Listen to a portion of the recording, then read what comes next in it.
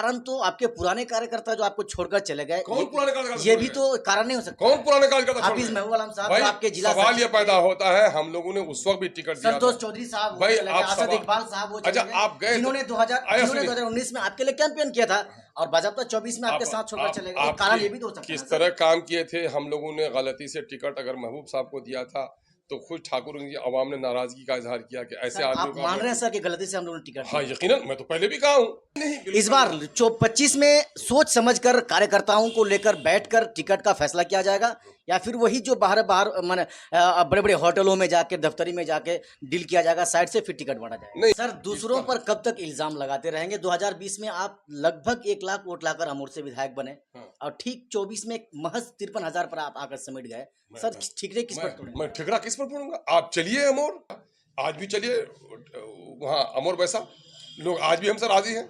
जो लोग वोट नहीं दे सके उनको लगा के अख्तोड़ी मार आया, नदियों के कटाव के दाहने बंधवाए, जिन लोगों के घर कटे थे पैसे दिलवाए, ये कभी नहीं हुआ। फिर लोगों ने वोट सर क्यों नहीं अब दिया? वोट क्यों नहीं दिया? मैंने कहा पैसे लेकर कांग्रेस के लोगों ने बेतहाशा पैसे बहाए, जिन लोगों को समाज में खड़े होने का मौका नहीं था, जिन लोगों को कहीं बात करने का मौका नहीं था, वो लोग जीत जाए तो ये बताइए जादूगरी है कि नहीं है? लेकिन मैं समझता हूं कि आज लोग अपने आप को ठगा हुआ महसूस कर रहे हैं। सर, गलती कहां पर हो गई, चूक कहां से हो गया कि लगातार तीसरी बार आप लोकसभा चुनाव हार गए? अमूर को लेकर करेंगे 25 में क्या हाल होगा? 53 में आकर आप अटक गए 1 लाख की जगह में, क्या उम्मीद आप लगा? मत घबराइए, पार्लियामेंट इलेक्शन का मामला अलग होता है। खुद अख्तरुल इमान यानी आप और आपके पार्टी के कार्यकर्ता इस बात को कोई मानने को तैयार ही नहीं हो रहे थे कि जो विधायक चले गए हम पर उसका कोई असर नहीं पड़ेगा। सर, असर तो पड़ ही गया ना। महज कोचाधामन और बहादुरगंज को छोड़ दें तो आप हर विधानसभा से पिछड़ते रहे। हाँ, तलखी अय्याम अभी और बढ़ेगी। जो मुसीबत आई है ना, मुमकिन है मैं कल भी हार जाऊं, तलखी अय्याम और बढ़ेगी। हाँ, अहले सितम मस्त सितम करते रहेंगे, मंजूर है तलखी सितम मुझको गवारा, जब तक है दम मदावाए अलम करते रहेंगे। 2019 में आपका इतना चर्चा नहीं था और 24 में उससे कई गुना चर्चा था। हर गली हर मोहल्ले में आपका नाम जो है बच्चे बच्चे तक बोल रहे थे।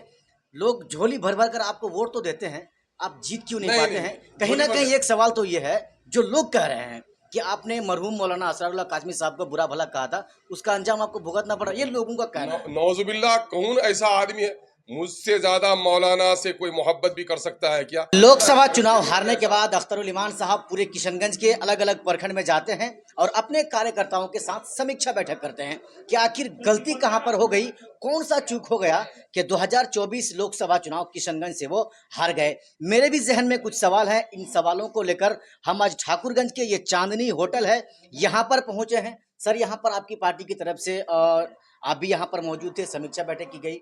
सर, गलती कहां पर हो गई, चूक कहां से हो गया कि लगातार तीसरी बार आप लोकसभा चुनाव हार गए? देखिए, इलेक्शन में मैनेजमेंट बहुत बड़ी चीज है और मैनेजमेंट के लिए पैसे बहुत लगते हैं, तो कहीं ना कहीं पैसे की कमी थी, ये कमी तो है, लेकिन मेरे वर्करों ने इस कमी को मात कर दिया, इस कमी का एहसास होने नहीं दिया। लोगों ने, एमआईएम से ताल्लुक रखने वालों ने पूरी जी जान लगाकर काम किया। हमारी 24 तारीख तक जो अवामी फैजा बनी थी, हम जीत रहे थे, लेकिन कांग्रेस और भाजपा के दरमियान में गठबंधन हुआ। भाजपा का तकरीबन 50,000 से ज्यादा वोट शिफ्ट कर गया कांग्रेस की तरफ, और जिसके नतीजे में हमारी शिकस्त हुई है। और इसी बात को समझना चाहिए कि बीजेपी की बी टीम कौन है। इन लोगों ने, कांग्रेस के लोगों ने बेतहाशा पैसे बहाए, जिन लोगों को समाज में खड़े होने का मौका नहीं था, जिन लोगों को कहीं बात करने का मौका नहीं था, वो लोग जीत जाए तो ये बताइए जादूगरी है कि नहीं है? लेकिन मैं समझता हूं कि आज लोग अपने आप को ठगा हुआ महसूस कर रहे हैं।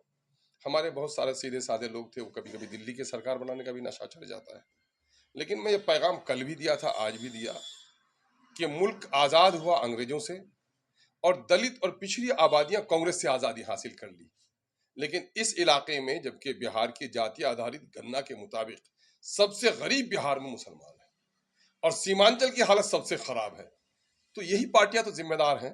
इसलिए इनसे नजात हासिल करना हमारी जिम्मेदारी है और इन पार्टियों से नजात हासिल कराना और अपनी क़यादत खड़ी करना हमारा नस्बुल ऐन है। सर, दूसरों पर कब तक इल्जाम लगाते रहेंगे? 2020 में आप लगभग 1 लाख वोट लाकर अमूर से विधायक बने, और ठीक 24 में महज 53,000 पर आप आकर समेट गए। सर, ठिकरे किस पर तोड़ेंगे? मैं ठिकरा किस पर पढ़ूंगा? आप चलिए अमोर, जहां लोगों ने यह बात बताई है, इस इलाके में सीमांचल में महानंदा नदी की हैसियत पटना के गंगा की बराबर है, और कभी भी यहाँ के वजीरों ने, यहाँ के एमएलए और एमपी ने महानंदा नदी पर पुल बनाने का ख्वाब तक नहीं देखा। और अख्तरुल ईमान एमआईएम की लड़ाई के नतीजे में आपका ठाकुरगंज विधानसभा में भी सैंक्शन हुआ, और वहां तो बाकायदा काम शुरू हुआ है। आप ये बात बताइए, काम कराया, यही वो लोग हैं। कुछ लोग हैं आज भी चौधरी, जिनको लगता है कि एमआईएम आने के नतीजे में गरीब का बच्चा बोल रहा है, दलित का बच्चा बोल रहा है, कोटा वाले से हिसाब पूछ रहा है, स्कूलों में टोक रहा है, तो अख्तुल ईमान सबको बेदार कर रहा है। तो कुछ चौधरियों का भी ऐसा नुकसान हुआ, और कुछ लोगों ने अफवाह फैलाया। आज भी चलिए वहाँ अमर वैसा लोग आज भी हमसे राजी हैं। जो लोग वोट नहीं दे सके उनको लगा कि अख्तुल ईमान आया, नदियों के कटाव के दाहने बंधवाए, जिन लोगों के घर कटे थे पैसे दिलवाए। ये कभी नहीं हुआ। फिर लोगों ने वोट सर क्यों नहीं अब दिया? वोट क्यों नहीं दिया? मैंने कहा पैसे लेकर हमारे समाज के जो चौधरी लोग हैं वो हमारे गरीब और मासूम लोगों को बहका दिया, है ना। और चूंकि एक छह विधानसभा का इलेक्शन था, हमारे पास मैनेजमेंट की कमी रही, वो बहुत बड़ी बात रही। हमारे हौसले, हम अपनी जगह पर कायम रहे। आप ये बात बताइए कि मैं हार क्यों गया, ये बात बताइए कांग्रेस जीत क्यों गई, उनका काम बता दीजिए। जब वो कल खड़े नहीं हो पा रहे थे सिर्फ दौलत, सिर्फ पैसे की बुनियाद पर, क्या कांग्रेस को जीतना चाहिए था? जिसका नुमाइंदा कभी बात नहीं किया लोगों के लिए, कभी कोई लड़ाई नहीं लड़ा, उसको जीतना चाहिए था।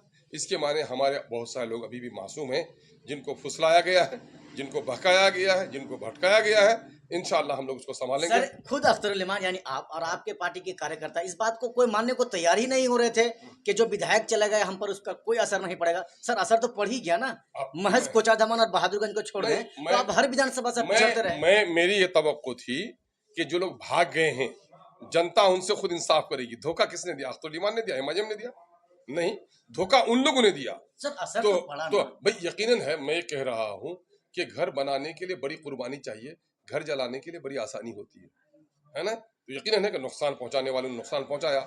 और मेरी लड़ाई सिर्फ किसी व्यक्ति से नहीं है, मेरी लड़ाई मौजूदा वक्त का जो पॉलिटिकल सिस्टम है, जिसको दलाली से लोगों ने जोड़ कर रखा है, उसके खिलाफ मैं एक लड़ाई लड़ रहा हूँ। इसलिए मैं इससे कहीं भी नहीं, इससे कहीं मायूस नहीं हूँ। मैं तो कहता हूँ हाँ तलखी अय्याम अभी और बढ़ेगी। जो मुसीबत आई है ना, मुमकिन है मैं कल भी हार जाऊं, तलखी अय्याम और बढ़ेगी। हाँ अहले सितम मस्त सितम करते रहेंगे, मंजूर है तलखी सितम मुझको गवारा, जब तक है दम मदावा अलम करते रहेंगे। हम थकने और हारने वाले नहीं हैं। आप थकने वाले और हारने वाले सर नहीं है, पर ये कारण तो आपके पुराने कार्यकर्ता जो आपको छोड़कर चले गए, कौन पुराने कार्यकर्ता? ये भी तो कारण नहीं हो सकता। कौन पुराने कार्यकर्ता? हाफिज महबूब आलम साहब भाई जो आपके जिला सवाल ये पैदा होता है, हम लोगों ने उस वक्त भी टिकट दिया, संतोष चौधरी साहब वो भाई चले गए, आप असद इकबाल साहब वो अच्छा चले गए, आप गए जिन्होंने 2019 में आपके लिए कैंपेन किया था और बाजाबता 24 में आपके साथ छोड़कर चले गए। कारण ये भी तो हो सकता है। किस तरह काम किए थे हम लोगों ने, गलती से टिकट अगर महबूब साहब को दिया था तो खुद ठाकुर की आवाम ने नाराजगी का इजहार किया कि ऐसे आदमी आप मान रहे हैं सर कि गलती से हम लोगों ने टिकट हाँ यकीनन, मैं तो पहले भी कहा हूं कि उस आदमी को टिकट देना पार्टी की गलती थी, उसी को नहीं। ये जो हमारे दूसरे एमएलए भी भाग गए, हम लोगों ने इसके बारे में भी छान फटक वो नहीं किया। हम समझे कि जो लोग वार्ड में हार गए हैं वो जीत जाएंगे तो एहसानमंद होंगे। आखिर जो सीमांचल की बदहाली आप देख रहे हैं, वजह क्या है? सीमांचल की बदहाली की वजह यही है, जबान की पाबंद नहीं होना। और ये कौन लोग? ये बड़े लोग, ये आम लोग। गरीबों को मैं बदनाम नहीं कर सकता। ये खाते पीते जो लोग हैं, वही लोग गरीबों के हक के लिए लोगों को आगे बढ़ने नहीं देना चाहते हैं। वही लोग, उनके कोई कमिटमेंट उनका नहीं है ना। अगर उनको गैरत होती पार्टी से रिजाइन करके चले जाते, है ना। इधर गैरत भी नहीं रही और ऐसे लोगों ने बहकाया है। ये देखिए गांधी की लड़ाई देखिए, मौलाना आजाद की लड़ाई देखिए, आजादी की तहरीक देखिए, नबियों की तारीख देखिए। समाज के बनाव में बड़ी मुश्किल होती है, दरख्त पर चढ़ने में दम फूल जाता है, गिरने में कोई देर नहीं लगती। हम चूंकि चढ़ने की कोशिश कर रहे हैं पहाड़ियों पर, इसलिए दम फूल रहा है, फिसल रहे हैं, फिर भी संभल के चलेंगे। 2019 में आपका इतना चर्चा नहीं था और 24 में उससे कई गुना चर्चा था। हर गली हर मोहल्ले में आपका नाम जो है बच्चे बच्चे तक बोल रहे थे। लोग झोली भर भर कर आपको वोट तो देते हैं, आप जीत क्यों नहीं पाते हैं? कहीं ना कहीं एक सवाल तो ये है, जो लोग कह रहे हैं कि आपने मरहूम मौलाना असरारुल्लाह काज़मी साहब को बुरा भला कहा था, उसका अंजाम आपको भुगतना पड़ा, ये लोगों का कहना है। नौजुबिल्लाह, कौन ऐसा आदमी है मुझसे ज्यादा मौलाना से कोई मोहब्बत भी कर सकता है क्या? इन्होंने तो वोट दिया होगा, ये मुनाफिकीन के जुमले हैं। इल्मी मुबाहिसे होने चाहिए, है ना। आलिम दीन की हैसियत आलिम दीन की है, नबी की नहीं है। अगर कुछ लोग आलिम दीन को नबी मानते हैं तो अपने ईमान और अकीदे को दुरुस्त करें। हजरत मौलाना असराउल्लाह कासमी साहब का मैंने इलेक्शन में शेर छाप में उसका वर्कर होकर लड़ा हूँ। वो इलेक्शन जीत गए, उसके बावजूद मेरा आना जाना रहा। 14 में इलेक्शन लड़े हम, उनके साथ इख्तलाफात हमारे हुए, लेकिन आपको पता है बाप बेटे में इख्तलाफ होता है। मौलाना से उसके बाद भी हमारी मुलाकात रही, मौलाना ने कभी शिकवा नहीं किया। मौलाना के बेटे और खानदान के लोगों ने भी हमारा साथ दिया है। कौन लोग ये बात बोलते हैं? ये बात वो लोग बोलते हैं जो लोग किसी में से अख्तर ईमान को बदनाम करना चाहते हैं। मैं तो कहूंगा कि मौलाना की आह अगर पढ़नी चाहिए थी तो कांग्रेस पर पढ़नी चाहिए थी, जिसने तलाक के मामले में मौलाना को बोलने नहीं दिया और मौलाना का कलक रहा। अख्तर ईमान के खिलाफ मौलाना बोलते हुए कहीं आंखों में आंसू नहीं आया, और तलाक बिल में जब बोलने नहीं दिया तो मौलाना की आंखों में आंसू था। आह पढ़नी है तो कांग्रेस पर पड़ी है, अख्तर ईमान पर नहीं। बल्कि अख्तर ईमान तो मौलाना की जो लड़ाई थी उसी लड़ाई को लेकर आगे बढ़ रहा है। इख्तलाफात होते हैं। चूंकि सर वीडियो लंबा हो रहा है, हम महज और 2 सवाल करेंगे। अमूर को लेकर करेंगे, 25 में क्या हाल होगा? 53 में आकर आप अटक गए 1 लाख की जगह में, क्या उम्मीद आप लगा? मत घबराइए, पार्लियामेंट इलेक्शन का मामला अलग होता है, असेंबली अलग। क्योंकि मोदी का एक जरा सा नफरत या मोदी का खौफ उसने बहुत सारे लोगों को भटका दिया और बहका दिया, और बिहार में मोदी का खौफ नहीं, सीमांचल के इंसाफ की लड़ाई होगी। सर एक सवाल हम आपसे ये भी करना चाहेंगे, शायद आप गुस्से में आ सकते हैं मेरे इस सवाल से। नहीं, बिल्कुल इस बार 25 में सोच समझकर कार्यकर्ताओं को लेकर बैठकर टिकट का फैसला किया जाएगा, या फिर वही जो बाहर माने बड़े बड़े होटलों में जाके, दफ्तरी में जाके डील किया जाएगा, साइड से फिर टिकट बांटा जाएगा? नहीं, हमारे जो मेहमान आएंगे दफ्तरी में तो दफ्तरी में भी जाएंगे हम लोग, ऐसी बात नहीं है। फुटपाथ पे भी बैठेंगे। सुरखरू होता है इंसान ठोकरें खाने के बाद, है ना। और ये मामला तो फिर बहुत आसानी के साथ आप कह देते हैं कि एमआईएम को सब कुछ करना चाहिए। कांग्रेस ने क्या किया, राजद ने क्या किया? मशवरा देने की कोई हिम्मत भी कर सकता है क्या? गरीब की बीवी सबकी भाभी, है ना। जितना भी कुछ कहिए हम ही को कहिए, और राजद आपका वोट लेके जाए, आपका कुछ न करे। और इसी सरजमीन पर आया था तेजस्वी यादव, उसने कहा मेरी हुकूमत बनेगी तो मैं सीमांचल डेवलपमेंट काउंसिल बनाऊंगा। पूछा उनके लोगों से कभी आपने? यही कांग्रेस है जिसने मुरादाबाद भी किया, भागलपुर भी किया। यही कांग्रेस है जिसने अलीगढ़ का पैसा नहीं दिया। पूछेंगे आप उनको? उनको नहीं पूछेंगे।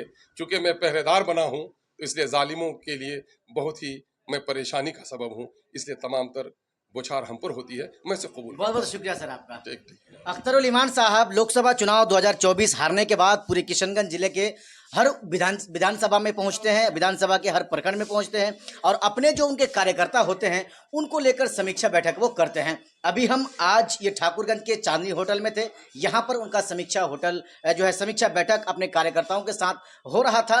हमने इनसे बात किया। अगर आपको अच्छा लगा तो हमें छोटा सा आप सपोर्ट कर दें। फेसबुक में देख रहे हैं तो पेज को फॉलो कर दें, यूट्यूब में देख रहे हैं तो चैनल को सब्सक्राइब कर दें। बाकी बहुत जल्द मिलेंगे इसी तरह के एक और लेटेस्ट न्यूज़ खबर लेकर। तब तक जय हिंद।